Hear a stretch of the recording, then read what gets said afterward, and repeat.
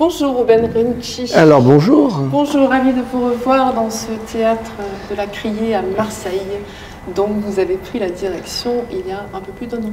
Oui. Comment vous allez? Est-ce que vous avez pris tous vos repères? Mais je vais bien, merci, je vais bien. Nous sommes dans une belle ville, une grande ville, près de 900 000 habitants, avec un beau théâtre qui est un centre dramatique national. Parmi les 38 centres dramatiques nationaux, celui-ci est sur le port de Marseille. Je ne connais pas d'autres grands théâtres qui soient sur un port.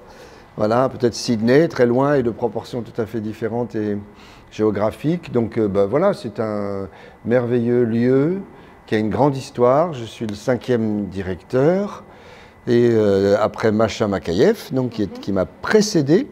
Et je suis aussi par rapport au fondateur Marcel Maréchal en 1981, qui a fondé cette belle grande histoire dans la Criée, c'est-à-dire le lieu où l'on vendait les poissons à Marseille.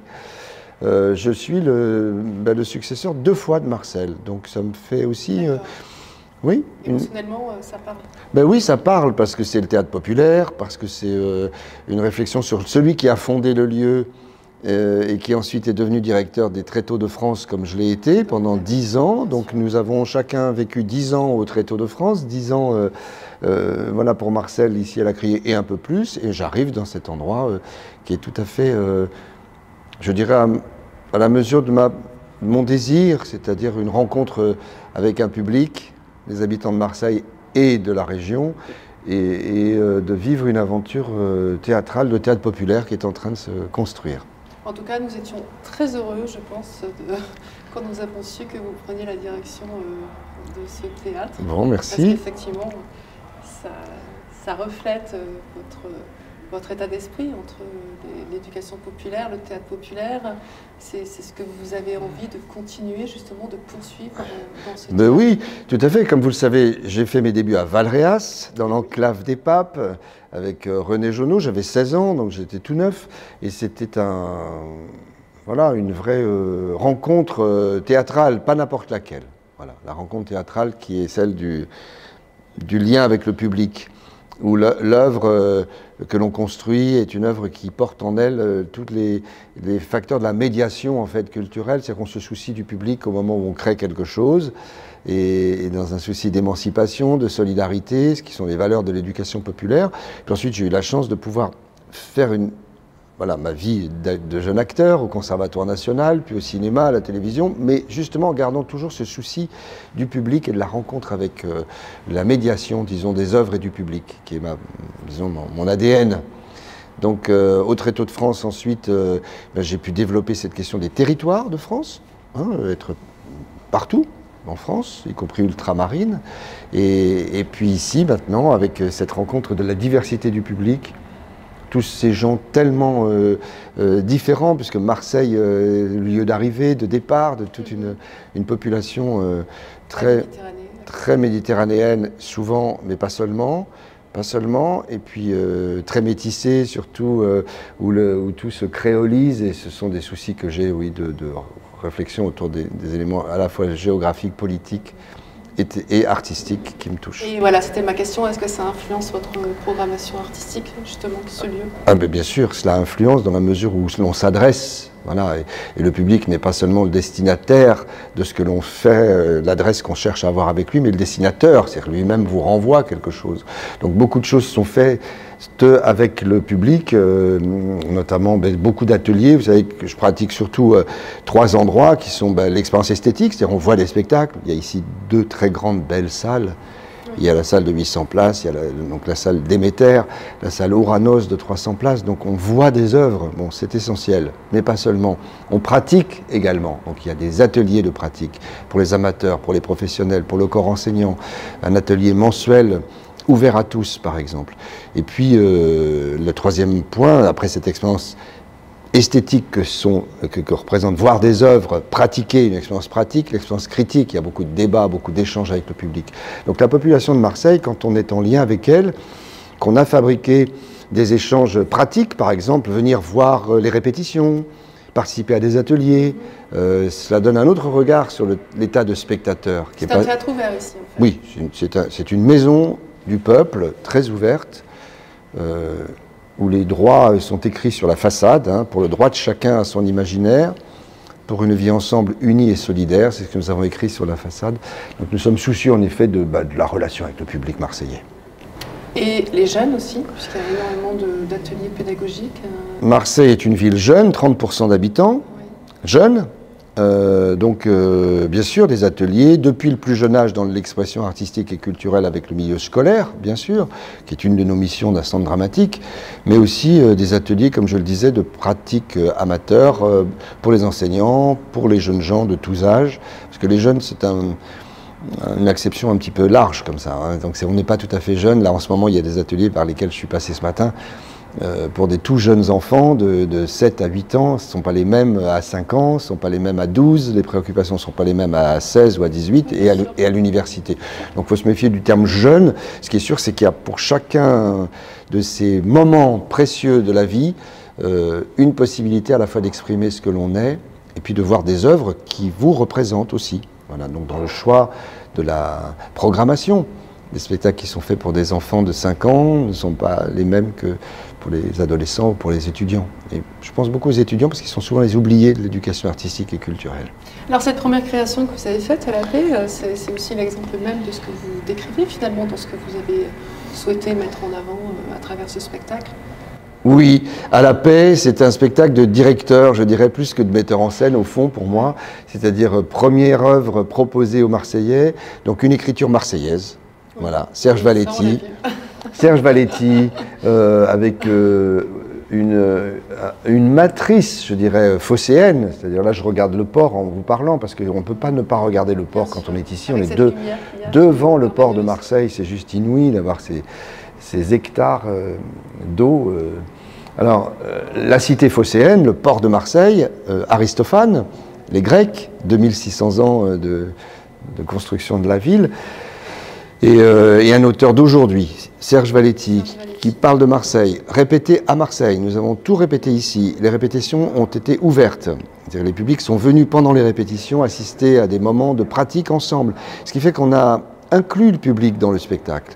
Et notamment des jeunes gens, vous voyez, qui se sont toujours précipités pour... voilà, la pièce étant jouée, on peut en parler. Il y a un moment où on doit soulever une dalle gigantesque et la hisser vers le ciel pour déterrer la paix. Eh bien, à chaque fois, tous les soirs, j'ai vu cette foule de jeunes gens qui se précipitaient à l'acte de tirer sur cette guinde, participer, monter cette pierre gigantesque, sortir la paix du trou dans lequel elle est cachée par la guerre, polémos, hein, dans la pièce qui cache les outils de la guerre dans un trou. Donc oui, la présence de la jeunesse et la pratique que nous avons eue pendant tout le temps des répétitions ici. Et puis les outils ont été faits ici, les accessoires, le décor a été construit à Marseille. Donc c'est très important pour nous aussi de jouer cette carte marseillaise. Dès mon arrivée, c'est pour ça que je dis que c'est un acte de direction. Voilà. Et alors, des créations de metteurs en scène, c'est prévu pour quand alors? Ah bah ça l'est de fait, hein, cette création de metteurs en scène. Mais je veux dire que par exemple, avoir les 5 jeunes gens de l'ERAC, vous voyez, qui sont les jeunes gens en formation à l'école, très belle école de Cannes et de Marseille, en formation donc de professionnels du spectacle vivant, les avoir en atelier de travail au quotidien dans un contrat, vous voyez, un contrat d'apprentis. Ce sont les apprentis, un peu comme les compagnons dans le cadre artisanal, vous voyez, font des parcours de transmission. Donc ces jeunes gens qui jouent dans le spectacle sont issus de l'école. Donc c'est là que je dis que c'est un acte de direction, parce que j'ai engrangé tout ce qui était les ingrédients marseillais pour moi, de mon arrivée, pour les mettre dans ma mise en scène. Alors après, un spectacle de mise en scène, je continue à être très sensible aux questions de la langue. Donc il y aura des spectacles langagiers, au chant également. Moi j'aime beaucoup la voix chantée. Donc peut-être ce sera un spectacle de Bertolt Brecht réactualisé, oui, qu'on jouera, parce que je pense que ces auteurs ont encore une grande histoire dans l'histoire du... C'est un scoop ça ou... Non, oui, ça l'est un peu. Oh, ça l'est un peu. Non, mais je crois beaucoup à la force des auteurs qui ont passé le temps, et surtout à leur réactualisation par des autrices et des auteurs contemporains. La place des auteurs contemporains est importante chez nous, avec Alice Zéniter, avec François Cervantes, voilà, qui sont des auteurs d'aujourd'hui. Je citais Serge Valetti, qui est un auteur contemporain marseillais. Donc oui, la place des autrices et des auteurs. La place des femmes aussi dans les mises en scène, pour moi. Et comment vous trouvez alors ces personnes-là? Enfin, j'imagine que vous les connaissez, mais quels sont les critères qui vous permettent de décider de travailler avec tel ou tel auteur, tel ou tel metteur en scène? Ben, voilà, ce sont... C'est côté relationnel, oui, ben, c'est des gens que je connais, que j'ai repérés. Alice Zeniter, je connais ses romans. Elle a écrit L'Art de perdre, qui est un très beau roman. Elle a écrit Je suis une fille sans histoire, qui est son histoire d'autrice. C'est un certain sens de sensibilité? Je dirais une forme d'adresse au public. C'est-à-dire que j'aime les artistes qui ne créent pas d'écran entre eux et le public, et qui parlent directement au public. D'accord. Voilà. Et donc qui ont cette volonté de s'adresser et d'attendre une réponse également du public. Vous voyez, je n'aime pas trop le quatrième mur, j'aime pas trop les acteurs entre soi. Et l'expression de soi, c'est une chose bien sûr, mais il y a plein d'endroits, je dirais, psychologiques pour exprimer ce que l'on est. Hein, dans l'accomplissement de soi-même, mais si l'on joue au théâtre ou si l'on utilise un art comme le théâtre, qui est un art de la relation, et encore une fois, qu'il n'y a pas d'œuvre sans le public, il n'y a pas de théâtre sans le public, mais il faut se soucier du public. Donc je privilégie les autrices, les auteurs, les acteurs, les artistes qui se préoccupent du public et de l'adresse qu'ils ont avec ce public. J'ai toujours un peu fui ceux qui étaient un peu dans une bulle, qui ont besoin du théâtre pour exprimer ce qu'ils sont. Oui, c'est pas... Qu'ils continuent à l'exprimer, mais qu'ils continuent à se poser la question de à qui l'on s'adresse et avec qui on partage. Bien sûr, bien sûr. Alors, directeur, metteur en scène, comédien? Oui, alors je joue, bien sûr, je joue avec grand plaisir. Alors un peu moins qu'avant, parce que j'ai beaucoup joué, et les décennies ce faisant, ben voilà, on a envie de se soucier des autres aussi, ça m'intéresse vraiment, notamment de découvrir des jeunes talents, qu'il y ait des jeunes femmes qui soient metteuses en scène et qui prennent ces grands plateaux. C'est une mission, ça, d'accompagnement. Et justement, c'est quoi cette relation que vous avez? Alors, c'est vraiment l'accompagnement? Alors, ce n'est pas du mentorat, c'est vraiment de l'accompagnement, c'est du défrichage, de savoir dénicher également à la source des jeunes femmes qui sont capables, parce qu'elles sont là. Ces autrices, ces metteuses en scène, simplement, on n'a pas toujours donné les moyens pour qu'elles puissent exprimer leur travail. Donc, c'est un plaisir d'accompagner Alice Zeniter, d'accompagner Louise Vigneault, des jeunes voilà, de metteuses en scène comme Clara Edouin ou Jade Herbulot. Je cite des femmes parce qu'elles ont une place à prendre. Merci. Voilà, j'y crois vraiment et j'ai eu la possibilité d'être président des centres dramatiques, enfin de l'association des centres dramatiques nationaux pendant plusieurs années, et ça a été une de nos missions de faire en sorte qu'il y ait de plus en plus de directrices femmes dans ces lieux. C'est bien de le souligner, merci beaucoup. Ben oui, je crois vraiment. Donc dans mon équipe, voilà, il y a beaucoup de femmes. Et puis, alors vous me posez la question, quelles sont les affinités électives? Le souci du public, le désir de parler de notre contemporanéité, mais pas forcément avec que des sujets contemporains qui sont les nôtres aujourd'hui. Vous voyez, on parle de la parité, mais on ne va pas systématiquement parler de la parité dans un spectacle, ou bien du genre, qui est une question aujourd'hui qui se pose beaucoup. Mais on ne peut pas que axer sous prétexte de préoccupation de la pensée. Je crois que le théâtre aussi a besoin de s'évader du réel et faire rêver. Mais cependant en incluant les questions fondamentales du quotidien dans des capacités de rêve et d'identification qui ne soient pas que collées aux traits immanents du réel. De l'actualité. Comment répartissez-vous votre temps entre la direction et la mise en scène? Qu'est-ce qui est... On peut dire que je dirige du plateau, c'est-à-dire que vous voyez, mon premier geste d'arrivée, c'est toujours d'arriver par l'entrée de service des artistes, et pas forcément, nous avons la chance d'avoir un restaurant et une grande baie vitrée sur ce port magnifique, mais je viens toujours par l'entrée des artistes, je passe par le plateau tous les jours, donc je vois les techniciens, je vois ce qui se passe, ce qui se monte, ce qui se démonte, et je dirige depuis le plateau d'une certaine manière, c'est-à-dire que mon bureau est à côté des régies, et quand je suis metteur en scène, ce qui a été le cas donc pendant tous ces mois derniers pour la création de ce spectacle à la paix, eh bien je suis à la fois dans l'administration, mais aussi depuis le plateau, et il y a une très bonne équipe qui m'accompagne, à la fois administrative, de tous les endroits, de la communication, de la technique, surtout des relations avec les publics qui, pour moi, comptent beaucoup. Vous voyez, ça, c'est vraiment important. Hein, parce que c'est essentiel. Essentiel. Je crois même que ce sont les postes, mais ce sont les postes essentiels, les postes de relation avec le public. Et peut-être parce que vous êtes comme ça aussi, Robert. Disons que oui, je renforce cette notion. Mais en même temps, elle me semble... Je viens de la grande histoire de Jean d'Asté, hein, qui allait jouer lui-même avec ses masques dans les usines, dans les écoles. Jean d'Asté, qui est le fondateur de la Comédie de Saint-Étienne, que j'ai connu, hein, qui sont les fondateurs de l'aventure de Valréas dont nous parlions tout à l'heure. Donc Jean d'Asté, Charles Dulin, Louis Jouvet, Jacques Copeau à Perdant-Vergelès en Bourgogne. Enfin, ce sont des gens qui se sont toujours posé des questions du public. Parfois, nous avons dévié par rapport à cet axe-là. L'artiste est devenu un peu le Deus ex machina qui vient proposer son œuvre au public sans parfois se soucier. Et puis il y a des équipes qui sont des équipes que l'on met pour chercher la connexion entre le public et les œuvres des artistes. Mais je pense que l'artiste lui-même est le premier des médiateurs. Donc je vais jouer parfois dans des petites villes de moins de 20 000 habitants. Autour de notre centre dramatique, c'est le cas cette année dans plusieurs lieux. Je lis beaucoup, c'est-à-dire que je propose des lectures musicales, qui est un endroit qui est moins engageant du point de vue de la dimension du temps, de l'actorat, si vous voulez. Quand on est directeur, on a un peu moins de temps. C'est une relation très forte avec le public. Et d'être sur la scène aussi. Voilà, d'être en jeu avec le public, et puis d'être à cet endroit premier du théâtre qui est l'imaginaire en train de se construire avec le public. Au moment où les mots passent par la pensée de quelqu'un, le lecteur arrive à la pensée de l'auditeur, le spectateur, et il se passe quelque chose d'essentiel à ce moment-là. Ouais. Donc j'aime bien. Qu'est-ce qui se passe d'essentiel en vous quand les images, l'imaginaire. Ce droit, c'est un droit, cette question d'imaginaire, et il est très souvent oublié. Alors, ou parce que l'artiste est trop prégnant dans l'acte, c'est-à-dire qu'il propose son imaginaire d'une manière un tout petit peu volontariste, qui fait que on peut le regarder, cet imaginaire, sans y participer vraiment.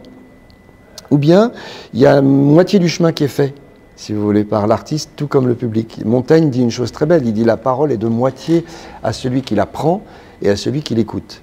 Et j'aime bien cette idée que celui qui l'écoute construit le spectacle ou construit la pensée. Donc dans une lecture, par exemple, alors une lecture travaillée, hein, pas une lecture... J'aime lire Le Premier Homme d'Albert Camus, j'aime lire Jean Guéhenno qui raconte l'histoire de sa Bretagne natale et comment et des grèves passées, par exemple, le monde ouvrier dans les années du siècle précédent. J'aime lire John Fante qui parle de la vocation, par exemple. Vous voyez, autant d'œuvres qu'on retrouve qui ont un petit fil conducteur pour moi, c'est-à-dire la relation avec des jeunes publics qui vont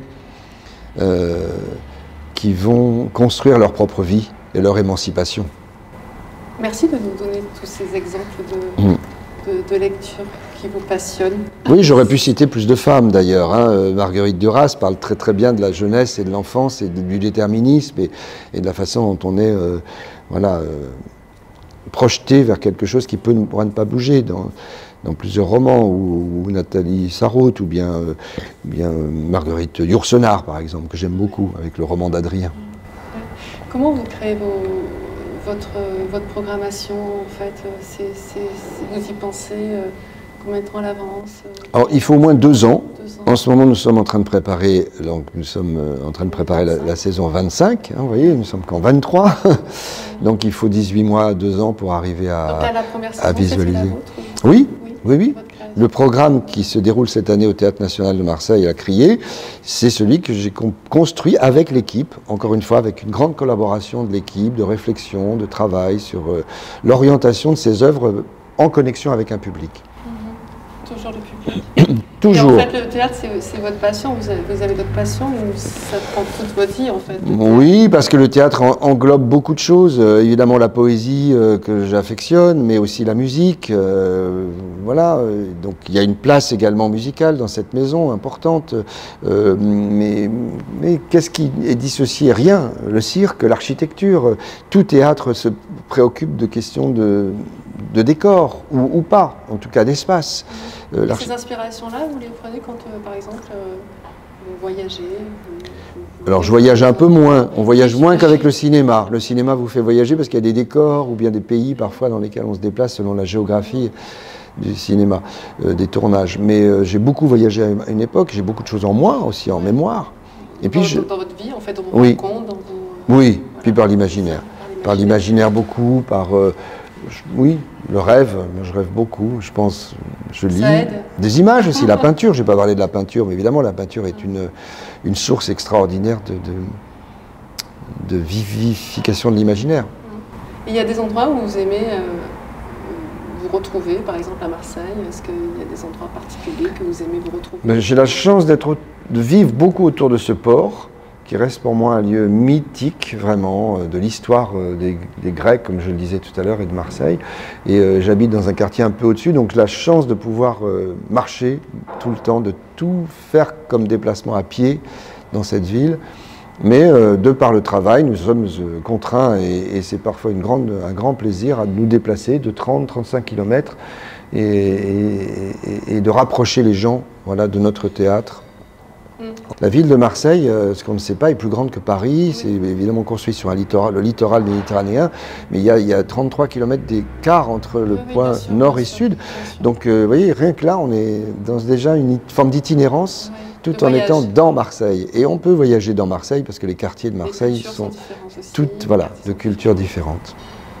Merci beaucoup Robert Renucci, c'était vraiment passionnant cette rencontre. Merci à vous. Comme à chaque fois, voilà, la troisième. Plaisir de nous retrouver au bout de quelques années. Exactement. Et de nous retrouver à nouveau peut-être dans quelques années. Bien sûr, bon, j'espère avant, maintenant vous êtes sur place. À bientôt. Merci beaucoup Robert Merci. Renucci.